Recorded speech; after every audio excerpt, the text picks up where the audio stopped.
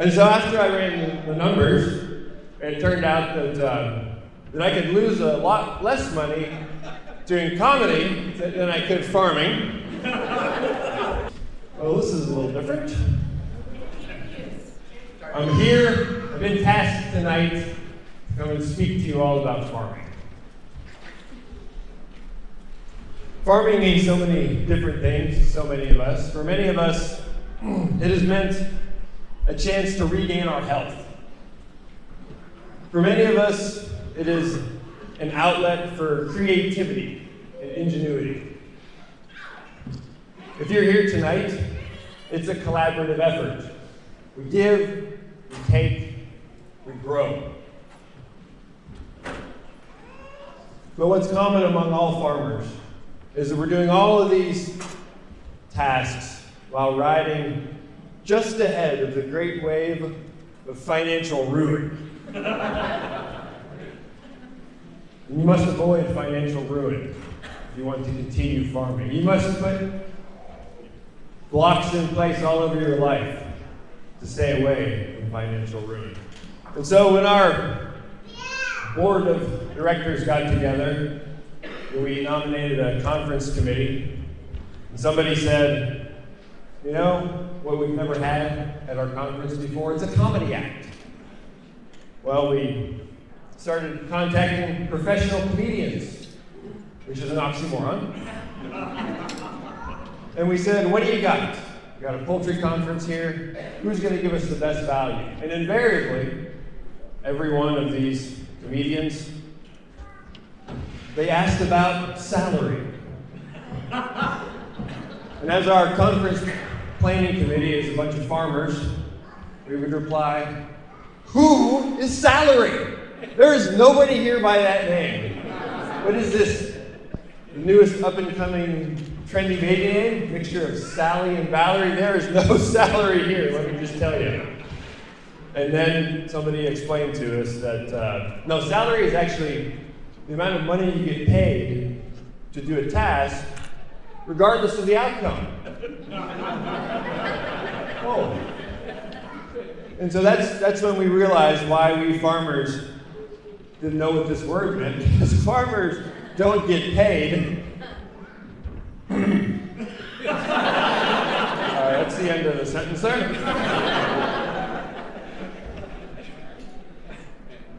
It's not so much that we don't make money on farms.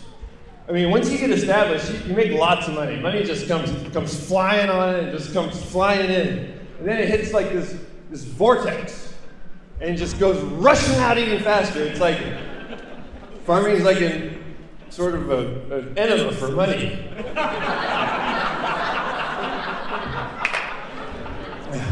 And, it's not so much, we're not so much trying to make money on farms, we're just trying to save it. Just trying to save as much of it from leaking out all over the place. I stopped telling my wife long ago that any of my inventions were gonna make any money. I just said, well, this one's gonna save an awful lot. So after we realized that all the comedians wanted a salary, and we stopped laughing, we thought that was the first joke. I came back to the conference planning committee, and I said, don't worry, folks. I'll go ahead and do a comedy act, and I'll do it for nothing. And we had some very generous members on our conference planning committee, and they said, Matt, we don't want you to do this act for nothing. How much are you willing to pay? If we let you get up there. And so I named a figure. And they countered that figure with a higher figure. And it's really important, as a farmer, you have to be able to calculate any new farming ventures to see if they're at least as profitable as your current ones. And so after I ran the numbers, it turned out that I could lose a lot less money doing comedy than I could farming. So I went ahead and signed up for that. It's good if you can get it in writing, those contracts, so they don't go sideways. My wife's back there right now. Are you trying to tell me you paid money to go up there and embarrass yourself in front of all of our friends? No, honey. We don't have any friends. We live in such an interesting world today, don't we? That's an alligator milk here. This is the extra skim. But we live in such an interesting world. You know, all of a sudden people got interested in who their farmers were. This has never happened before. Like in the history of creation, that people would actually, care to know where their food's coming from that sustains them day by day. So this is a little different. But they, we got into farming because I developed a digestive disease. It's called ulcerative colitis. And so ulcerative colitis is where your immune system takes a census of all your organs. And she says, your immune system's a sheep. She calls roll, spleen, liver, present, colon, president.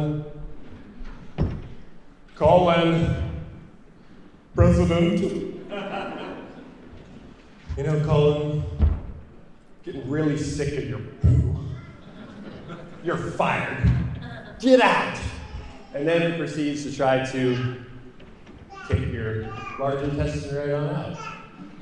That's how we got into farming. So people come to me and they say, Matt, I want to get into farming just like you. Say, no, you don't.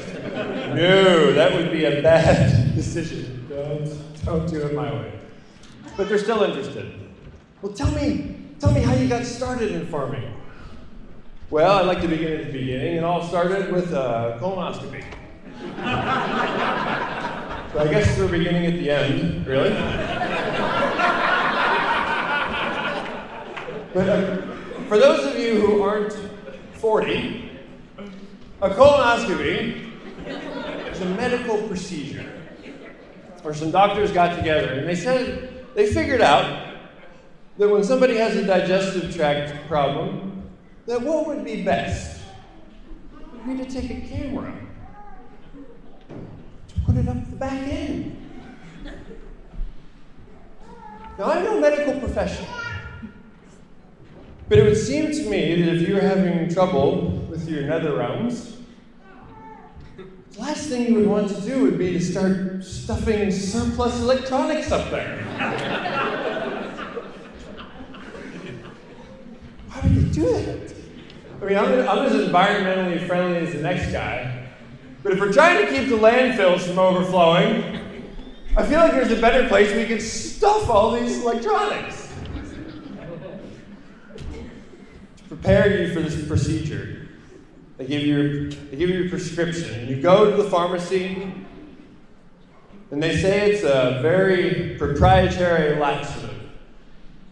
But what it actually is a gallon of seawater. You have to drink the whole gallon, and say you drank the whole gallon, and there's still some tidal waves left in it. And it causes great waves to form in your innards, and everything you ate for the last 36 years comes just rushing on out. There's that bubblegum mom said would never come out. She's wrong.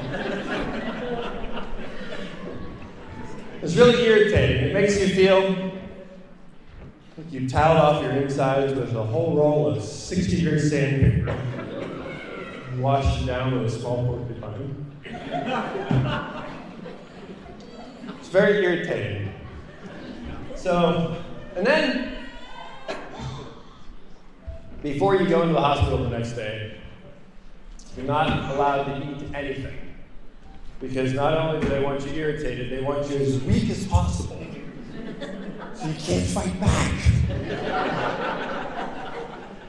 And then they take you to the dressing room, which is a misnomer. It's really an undressing room. And they tell you have to take off all your clothes. But you can leave on your socks, if you like. Definitely leaving on my socks. What do you think I am? They give you a gown with a front. There's no back. There's just two little strings. You really start to regret some of your life decisions at this point. You haven't started a poultry processing facility yet, and you're not very good at tying strings behind your back. You want to get those strings real good and tight, because they're about to put you under. And if that's not secure back there, who knows what could happen to you. And then they put you on a gurney, give you an IV, they roll you down the hall, and you wake up 24 hours later in your own bed at home. No memory of what happened. So you hire a hypnotist to try to get back those memories. And that's where the majority of UFO abduction stories come from. Just think about it. Well, speaking of weak and irritated individuals, as farmers, sometimes we have to deal with vegans. I'm just hungry. Some protein. Quinoa. One day my worldview was nearly flipped upside down. We were at a farmer's market back before we realized that they were a waste of time. This big hulk of a guy walks in, and I decided to try not to be introverted for once. Said, "You, sir, I'm about to make a sale.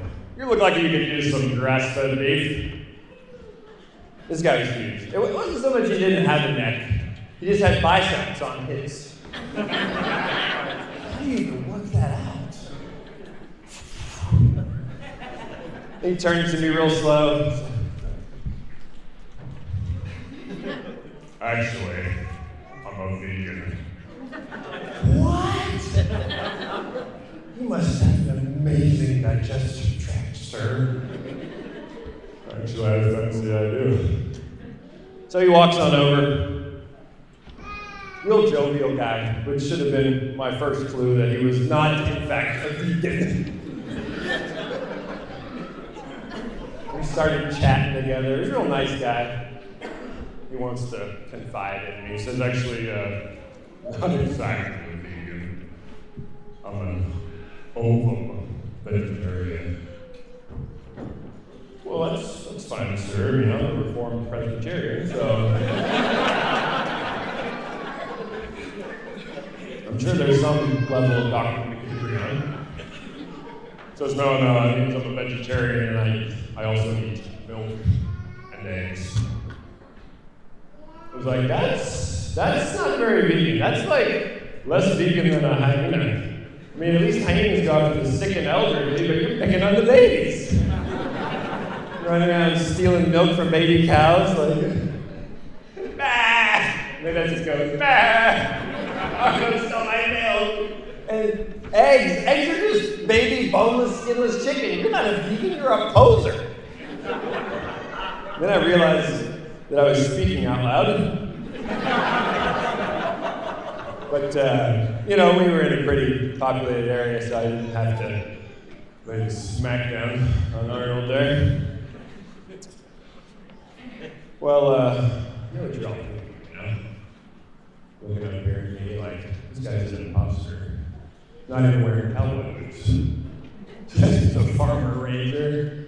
Look, I just want to undeceive you all. Anybody walking around here with cowboy boots saying that they're a real farmer, when's the last time you had to go out one morning and saddle up old SD or whatever, go round up the feral chickens? You know what I mean? Cowboy boots were made for transportation. Because when you wear cowboy boots, you have to ride a horse. Which makes me wonder why they're not called horseboy boots. But then as soon as you say it, you know why.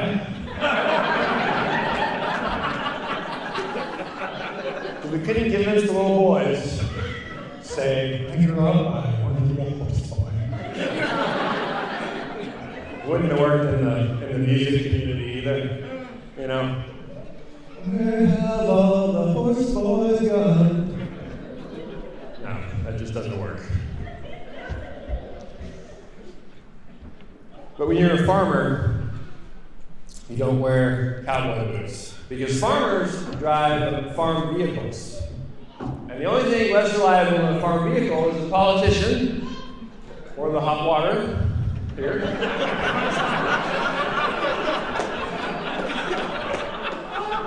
As my mama used to tell me, if you're going to drive a farm vehicle, you better have on your medicine shoes. They're going to take you everywhere.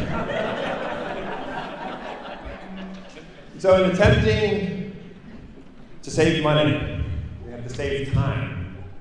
And so I realized as I was transporting live animals to the processor in my pickup truck and cattle trailer, take the live ones to the processor, drop them off, turn around, come back home, get the refrigerated vehicle or trailer, drive it back to the processor, and pick up the dead ones.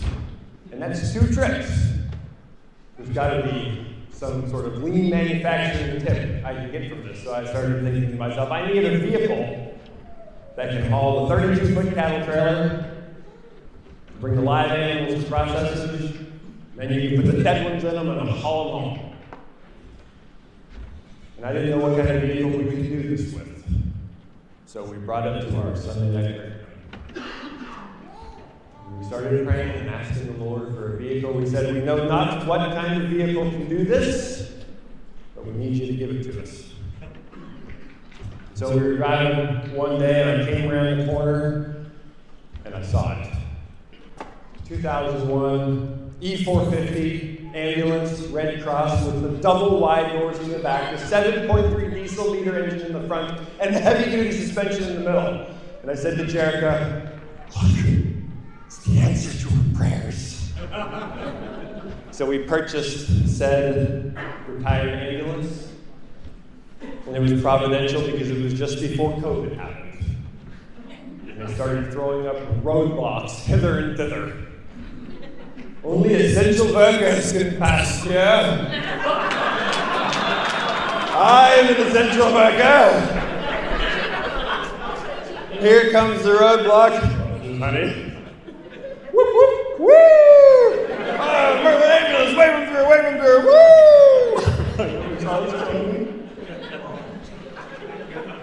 So I took it home and I got out my MIG welder, fashioned a gooseneck receiver back, ran the calculations, figured out the load she could haul. There we go. And the good thing about the cattle trailer is that it's got a pretty low profile.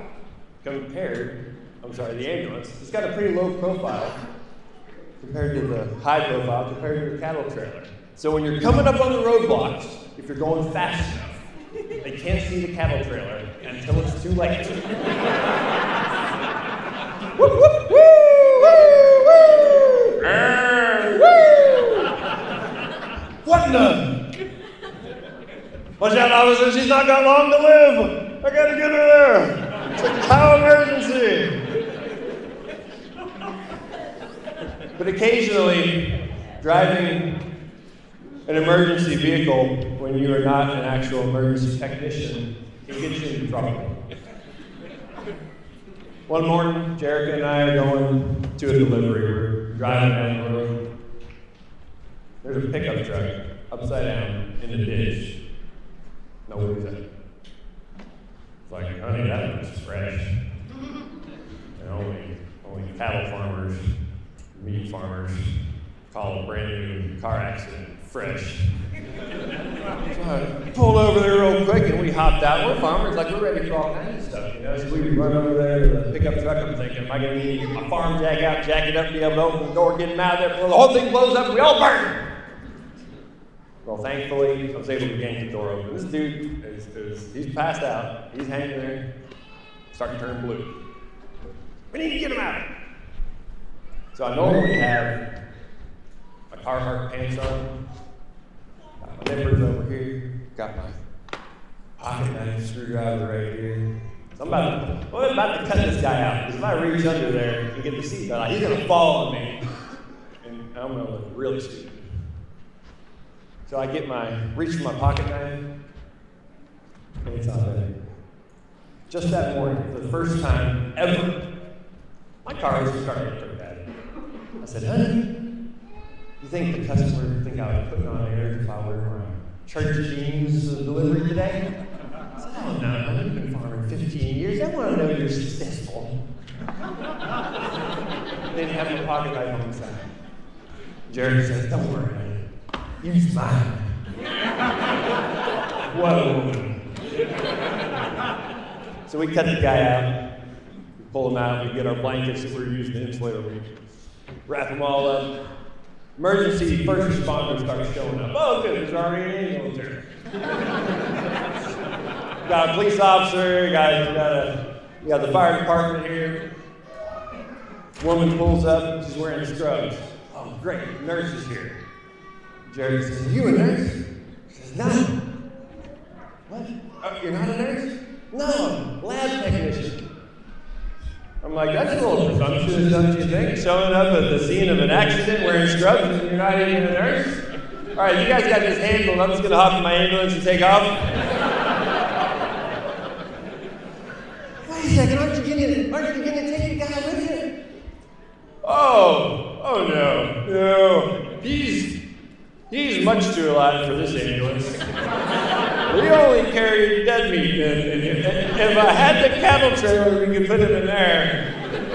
So I'm sorry, y'all gonna have to wait for the next ambulance. Get out of here, where they get our license plate? Get out of there. Oh my goodness. Lots of farm stories. You know, I want to leave you with one more story. It comes from this very community, this APPPA community. We have such an amazing group of people here that you can get wisdom from. You know what I mean? And so when I have a problem, I want to call somebody who's just absolutely full of good advice. And that means that I call my very good friend Dave Sheets. And so, when I had a problem, I called him up and I said, Dave, I have a problem. And he said, Matt, just one? Now listen here, Dave. I want a bulldozer, but my wife won't let me have one. Well, what do you need a bulldozer for? Bulldozing, of course. Stay with me, Dave. He says you're going to need to pick out a project that you can justify the expenditure. Well, I've got some invasive sweet gum trees that are invading my pasture. How's that? He said that'll work just great. I'm going to send you a video. So he sends me a video of a front-end loader rooting up invasive species trees. Well, Dave, I don't mean to complain or anything, but that front-end loader looks kind of like a bulldozer, except for with wheels. He says, Matt, you're looking at it the wrong way. You see, bulldozers have steel tracks. That's how they drive. This has inflatable rubber wheels, sort of like your ambulance. That's a good point, Dave. I never thought of it like that. So I decided, you know what, I'm going to start looking for one of these here front-end loaders. And the best way to purchase a front-end loader, you don't want to get one that's like, 20 or 30,000 pounds. Any old fool can haul that. Now, what you need to do is you need to find a vehicle that is so heavy, nobody in their right mind would ever consider purchasing it because you can't transport it. So that's what I did. to the online farm auction, and there she is, Michigan 1973 front end loader, 54,000 pounds. North Carolina. Starting bid is $1,000. I'd be a fool not to bid. Even if we just had to scrap it, it would still come out like a bandit. $1,000. Congratulations, Mr. Cadman. That's right. I am Mr. Cadman, aren't I? Deserve some respect. Someone else bids $2,000. All right. Good job, Mr. Cadman. $4,000. $5,000. $6,000. All right. Now look, this is getting out of hand. My last bid, $6,500. $6,500. You're in the lead.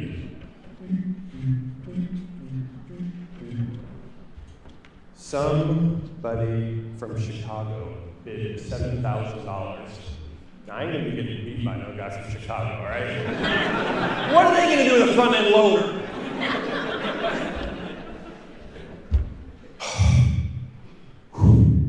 Should I do it? Should I not? 5, 4, 3. Let's test the internet speed. Bid! 7,500. Woo! Congratulations, you won, Mr. Cadman. $7,500 plus online fee, plus credit card fee, plus shipping. $15,000. Dave wouldn't answer my calls. Now, when we got married,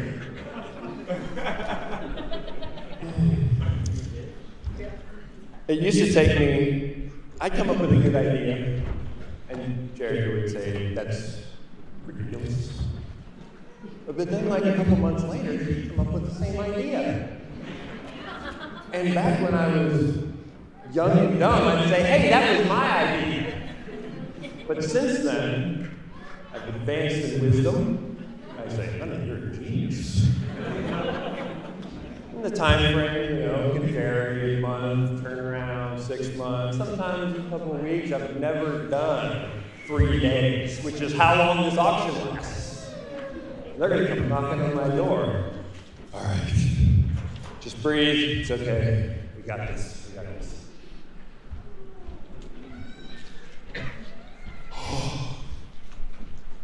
Walk in the room. What's wrong, honey? Well, I'm not doing so well. I just don't know how I'm going to support you and your kids. Why not? Well, you see, there's this thing called sweet gum trees. I'm taking over the pasture. And soon there's going to be no grass left, which means our kids will be orphans.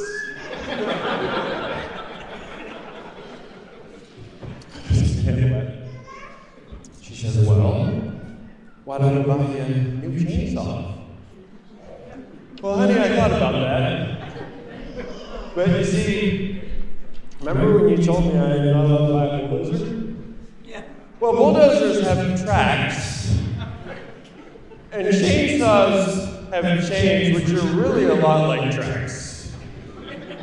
And so, I wanted to honor your wishes and not do that. But I wanted to come to you for advice anyway because you're so smart and pretty. But I think there's a better solution. It's a front-end loader. What's that? Well, it's a piece of equipment designed specifically for trees. How much do these cost? They sound kind of expensive. Oh, they probably started at about $1,000 a bid. Might go up a little bit from there. What do they look like? Well, they're metal and yellow or green. It's not like a bulldozer, is it? No, definitely not like a bulldozer. They've got wheels. Sort of like the ambulance, remember that? That was a good idea. Saved us a lot of money, right? So what do you think? Are you going with our bidding basis? Well, if you think it's really a good idea, all right, well, I'll just go see what I can do, you know, see if I can win an auction or two. Thank you, honey. And, well, so what the auction years didn't tell me was that they've dealt with a lot of people that have lives. And so instead of waiting until the third day of the auction to bill you, they actually call you pretty quickly. Walking out of the office. Phone rings. Shady broker. She's just Jerry, right? He did. Man! Which is why she let me come and do this comedy act. Turns out that we can save a lot of money if I do comedy instead of stay on the farm and farm.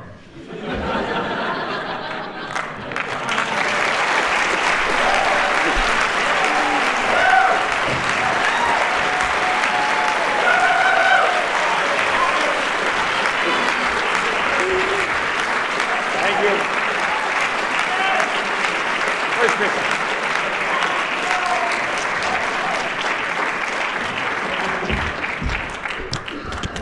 That was awesome.